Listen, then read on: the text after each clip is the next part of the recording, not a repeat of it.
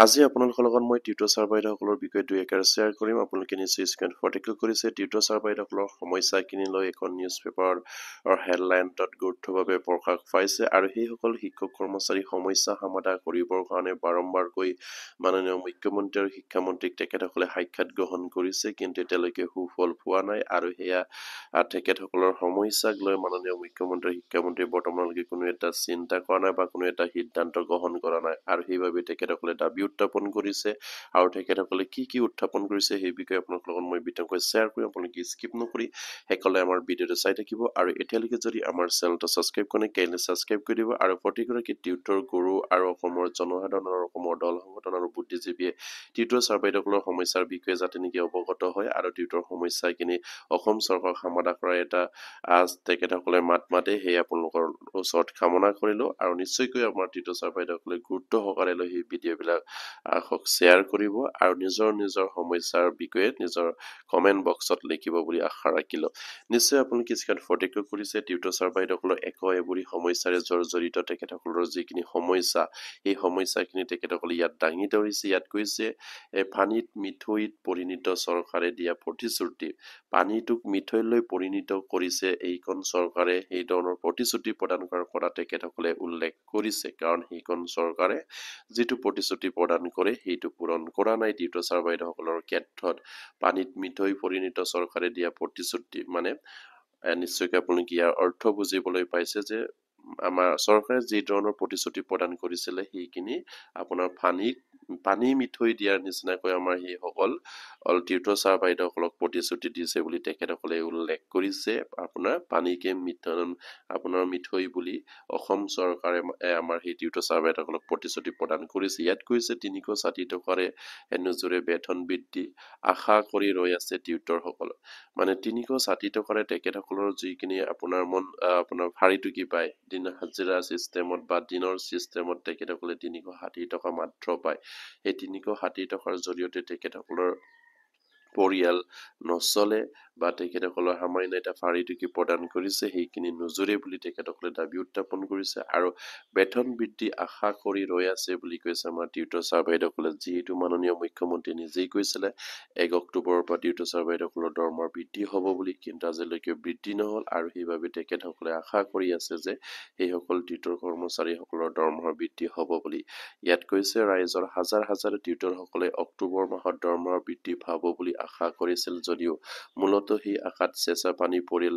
চৰকাৰে 1 অক্টোবৰ ৰান্ধনী অংগনবাড়ী কৰ্মীৰ লগতে টিউটৰসকলৰ দৰমহা বৃদ্ধি কৰা হ'ব বুলি ঘোষণা কৰিছিল, কিন্তু অক্টোবৰ মাহত ইতিমধ্যে পাৰ নহৈ নৱেম্বৰত ভৰি দিয়াৰ পাছতো দৰমহা বৃদ্ধিৰ কোনো উমগাম নোপোৱাত আশা ৰান্ধনী কৰ্মী আৰু অংগনবাড়ী কৰ্মীৰ লগতে টিউটৰসকলৰ চূড়ান্ত হতাশাত ভুগিছে বুলি ইয়াত উল্লেখ কৰিছে। নিশ্চয়কৈ আপোনালোকে স্ক্ৰীন ফটিকল কৰিছে। বিষয়টো এনেধৰণৰ অলৰেডি মাননীয় মুখ্যমন্ত্ৰীয়ে ঘোষণা কৰিছিলে আপোনাৰ বিভিন্ন নিৰ্বাচনী প্ৰচাৰত 1 অক্টোবৰৰ পৰা টিউটৰকে আদি কৰি ৰান্ধনী কৰ্মী আশা কৰ্মী আৰু সকলোৰে দৰমহা বৃদ্ধি হ'ব বুলি, কিন্তু এতিয়ালৈকে কোনো ৰান্ধনী কৰ্মী আশা কৰ্মী বা অংগনবাড়ী কৰ্মীৰ দৰমহা বৃদ্ধি হোৱা নাই বুলি উত্থাপন কৰিছে ইয়াত।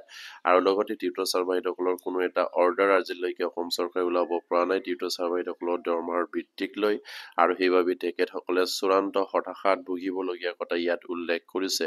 ৰাজ্য চৰকাৰে শিক্ষকৰ লগত বিভিন্ন চৰকাৰী কৰ্মচাৰীৰ বাবে বহুকেইখন অভিলাষী আঁচনি গ্ৰহণ কৰাৰ লগতে মৰগীয়া বানাচ বৃদ্ধি কৰিছে। তেনে সময়ত ৰাইজৰ কৰ্মৰত হৈ থকা হাজাৰ টিউটৰে কেৱল 360 টকা মজুৰিৰ বিনিময়ত এগৰাকী দায়িত্বশীল শিক্ষকৰ ভূমিকা পালন কৰি আহিছে বুলি তেখেতসকলে উল্লেখ কৰিছে। বৰ্তমান সময়ত ৰাজ্য চৰকাৰে শিক্ষকসকলৰ লগত কাৰণে অভিলাষী আঁচনিৰ সুবিধা প্ৰদান কৰিছে। কৰ্মচাৰীৰ বাবে বহুকেইখন অভিলাষী আঁচনি প্ৰস্তুত কৰিছে আৰু মৰগীয়া বনাচ বৃদ্ধি কৰিছে সেইসকল শিক্ষক কৰ্মচাৰীক, কিন্তু শিক্ষকৰ দৰে এই টিউটৰ ছাৰ বাইদেউসকলক কৰ্মত নিয়োজিত ৰাখি তেখেতসকলক সামান্য এটা ভাৰীটুকি প্ৰদান কৰি আহিছে। দিনৰ চিষ্টেমত তেখেতসকলক 360 টকা দি আহিছে, আৰু সেইবাবে তেখেতসকলে ইয়াত দাবী উত্থাপন কৰিছে যে সেইখিনিৰ দ্বাৰা তেখেতসকলৰ পৰিয়াল নচলে। তেখেতসকলৰ যিখিনি দৰমহা সেইখিনি নিশ্চয়কৈ সমকামৰ সমমৰ্যাদা সমকামৰ সমবেতনৰ নিচিনাকৈ তেখেতসকলক প্ৰদান কৰিবলৈ দাবী উত্থাপন কৰিছে। আৰু ইয়াৰ পাছতে কৈছে চৰকাৰে নিযুক্তি দিয়া একমিডিয়েট শিক্ষক টিউটৰসকলে মাহ শেষত 10,800 টকা মাননি দি আন নিয়মীয়া শিক্ষকৰ দৰে সকলোবোৰ দায়িত্ব পালন কৰি অহা হাজাৰ টিউটৰক চৰকাৰে দায়িত্ব দিয়া আনা শৈক্ষিক কামত নিয়োজিত হৈ দায়িত্ব সুকলমে পালন কৰি অহাৰ পিছতো শিক্ষকৰ যোগ্যতাৰ পৰা বঞ্চিত হোৱাই নহয়, আন সা সুবিধাৰ পৰাও বঞ্চিত হৈ আহিছে। এই একেবাৰে টিউটৰ চাৰ্ভাইডক 10,800 টকাকৈ প্ৰদান কৰি আহিছে। তেখেতসকলক চৰকাৰে বিভিন্ন কামত নিয়োজিত কৰে, কিন্তু তেখেতসকলক শিক্ষকৰ মৰ্যাদাৰ পৰা আৰু আন চৰকাৰী সা সুবিধাৰ পৰা বঞ্চিত কৰাৰ কথা তেখেতসকলে ইয়াত দাবী উত্থাপন কৰিছে। আৰু টিউটৰসকলক শিক্ষকৰ যোগ্যতাৰ পৰা বঞ্চিত কৰি এগৰাকী যোগ্যতা সম্পন্ন শিক্ষকৰ দায়িত্ব পালন কৰিবলৈ মূৰত যিবোৰ দায়িত্ব জাপি দিছে, তাৰ বিনিময়ত টিউটৰসকলে সকলো দায়িত্ব মূৰ পাতি লৈ তথাপিও শ্ৰম আৰু ত্যাগৰ বিনিময়ত টিউটৰসকলে 10,800 টকা দি সন্তুষ্ট ৰাখিব লগাত পৰিছে। ইয়াত তেখেতসকলে আৰু এটা গুৰুত্বপূৰ্ণ পইণ্ট উল্লেখ কৰিছে, শিক্ষকৰ যোগ্যতাৰ পৰা বঞ্চিত কৰি শিক্ষকে যিবিলাক কাম কৰে এই সকলোবিলাক কাম টিউটৰ চাৰ্ভাইডসকলৰ মূৰত জাপি দিছে। তথাপিও সেই টিউটৰ চাৰ্ভাইডসকলে তেখেতসকলে কষ্ট ত্যাগ কৰি সকলোবিলাক মানি লৈ আহিছে বা মানি কাম কৰি আহিছে, কিন্তু এইসকল শিক্ষক কৰ্মচাৰীক কেৱল 10,800 টকা মাহিলী পাৰিতোষিক হিচাপে প্ৰদান কৰি এই সন্তুষ্টত ৰাখিবলগীয়া কথাটো তেখেতসকলে নিশ্চয়কৈ কষ্ট পাইছে। আৰু যিহেতু তেখেতসকলে গোটেই দিনটোত কৰ্মত নিয়োজিত থাকে, এজন শিক্ষকক তেখেতসকলে টিউটৰলৈ অৱনমিত কৰিলে সেইখন চৰকাৰে, আৰু সেইখন চৰকাৰে কি বিবেচনাত তেখেতসকলক টিউটৰ সজালে সেয়া কেতিয়াও তেখেতসকলে ভবা নাছিলে যে তেখেতসকলৰ নামত এটা শব্দ লগাব, যিটো শব্দ শিক্ষকৰ পৰা বঞ্চিত কৰিব। সেয়া খুবেই এটা ৰহস্য আমাৰ শিক্ষক নিযুক্তিৰ ক্ষেত্ৰত অসম চৰকাৰৰ, আৰু সেইখিনি নিশ্চয়কৈ অসম চৰকাৰে এনেদৰে নিযুক্তি দিব নালাগিছিলে, দিলে সম্পূৰ্ণৰূপে শিক্ষক হিচাপে দিব লাগিছিলে, নিদিলে নাই বুলি তেখেতসকলে ক'ব বিচাৰিছে। আৰু সেইবাবে তেখেতসকলে দাবী উত্থাপন কৰিছে, এতিয়াও সময় আছে, চৰকাৰৰ যদিহে পাৰে সেই সমস্যাখিনি সমাধান কৰি এই টিউটৰ চাৰ্ভাইডসকলৰ অতি সোনকালে শিক্ষকসকলে উন্নতি কৰিব লাগে। কাৰণ অসম চৰকাৰে কৰো বুলি কৰিলে নোৱাৰা কাম নাই, আৰু অসমত নিশ্চয়কৈ হয়তো পৰম্পৰাগতভাৱে সেই শিক্ষা অনুষ্ঠান খুলি তাত শিক্ষক কৰ্মচাৰীক চৰকাৰীভাৱে নিযুক্তি দি প্ৰক্ৰিয়াটো আগৰ পৰাই চলি আহিছে, বা সেই শিক্ষানুষ্ঠানত জড়িত শিক্ষক কৰ্মচাৰীক চৰকাৰীকৰণ প্ৰক্ৰিয়া অসম চৰকাৰে আগৰ পৰাই কৰি আহিছে। সেইখিনি কিন্তু বৰ্তমান চৰকাৰে নকৰিলে তেখেতসকলে সেইখিনিকে শিক্ষকৰ পৰা টিউটৰলৈ অৱনমিত কৰি তেখেতসকলৰ মনত যিটো কষ্ট, আঘাত, যিখিনি সা সুবিধাৰ পৰা বঞ্চিত ৰাখিছে, সেইখিনি কেতিয়াও গ্ৰহণযোগ্য হোৱা নাই। অসম চৰকাৰে সেইখিনি নিশ্চয়কৈ অতি সোনকালে বিবেচনা আনি তেখেতসকলক উদ্ধাৰ কৰিব লাগে বুলি ময়ো ভাবো।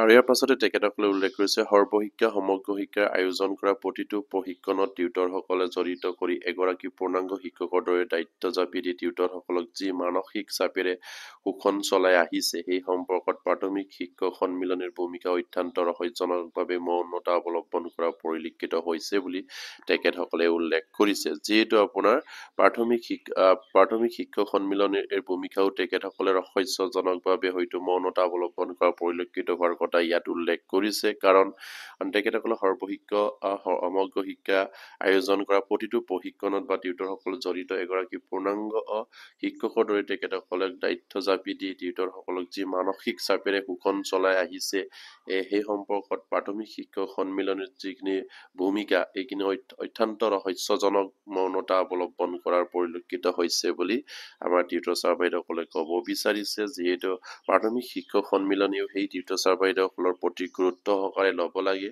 তেখেতসকলক অতি সোনকালে তেখেতসকলৰ সমস্যাখিনি সমাধান কৰাৰ এটা চিন্তা চৰ্চা কৰি তেখেতসকলে মাননীয় মুখ্যমন্ত্ৰী বা অসম চৰকাৰক তেখেতসকলে দাবী উত্থাপন কৰিব লাগে বুলি প্ৰাথমিক শিক্ষক সন্মিলনীক টিউটৰ চাৰ্ভাইডসকলে ইয়াত জনাব বিচাৰিছে। আৰু খুবেই এটা গুৰুত্বপূৰ্ণ বিষয়, যিহেতু নিশ্চয়কৈ ভাবিবলগীয়া কথা, এইসকল শিক্ষক কৰ্মচাৰীক টিউটৰলৈ অৱনমিত কৰি অসম চৰকাৰে কি বিবেচনা কৰিলে বা অসম চৰকাৰে কি চিন্তা কৰিলে বা অসম চৰকাৰে যি ধৰণৰ কাম কৰিলে, সেইটো কেতিয়াওতো গ্ৰহণযোগ্য হোৱা নাই।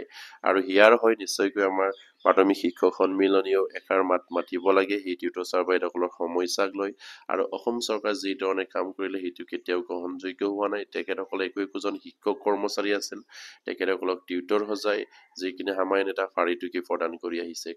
সেই টিউটৰ আৰু শিক্ষকৰ কোনো কামৰ পাৰ্থক্য নাই। শিক্ষকে যি ধৰণৰ কাম কৰে টিউটৰে কৰে, টিউটৰে যি ধৰণৰ কাম কৰে শিক্ষকেও কৰে।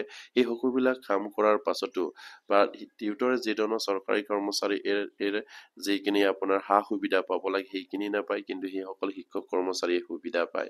এয়া খুবেই এটা বিবেচনাৰ বিষয় আহিছে অসম চৰকাৰৰ শিক্ষা বিভাগৰ সেইখিনি সমস্যাক লৈ।